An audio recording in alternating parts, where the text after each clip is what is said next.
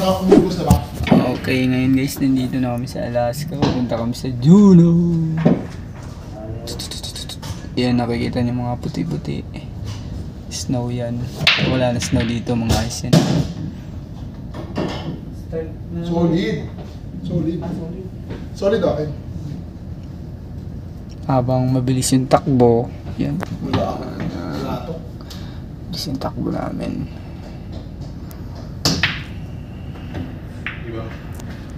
Ikaw na ngayon. Isang nalalag ko ah.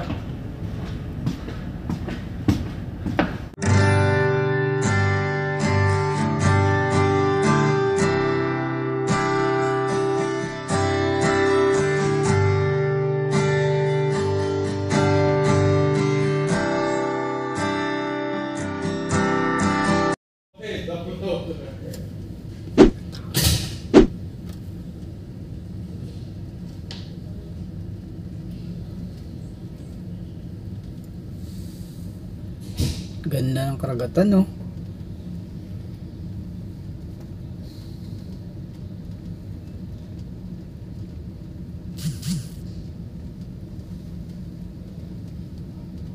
Kahit 2 minutes lang.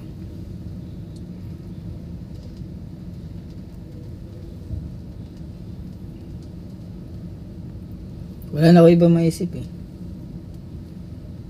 Magpahila ka sa barko, bibidyoan kita. Try nga. Trending yun. Viral talaga. Swerte mo kung di ka napunta sa Lupere. Viral, no?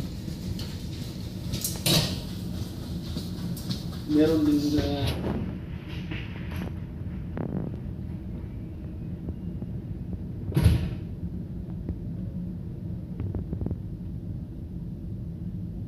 Okay na. What's up? Nagbabalik, Husband Carl TV, ang inyong lingkod.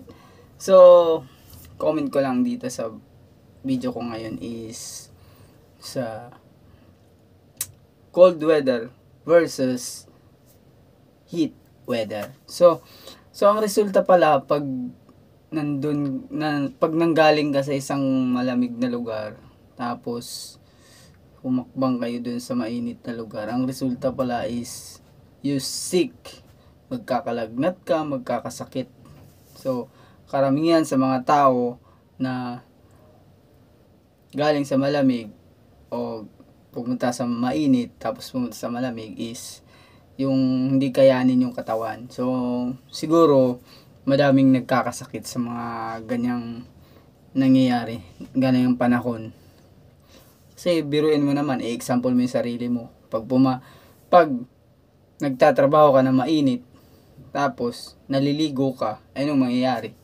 So, posibleng magkakasakit ka or malabong di ka makatayo. Ganun, in short. So, dito na nagtatapos ang aking video. Sana nakatulong sa inyo to kung anong advantage at disadvantage sa ganitong mga video. So, kung nagustuhan nyo ito, click the like, please share, and hit the notification bell para lagi kang updated sa aking mga videos. So, tapos na. Bye-bye. Peace. Sa buhay natin, kailangan din natin mag-relax. Kailangan natin mag-enjoy para mawala yung mga stress, mawala yung problema, suliranin. Kung anong problemang maliit o malaki man, kailangan din natin ng kaginawaan sa buhay natin. Ako nga pala si Carlo at ito ang araw-araw ginagawa ko.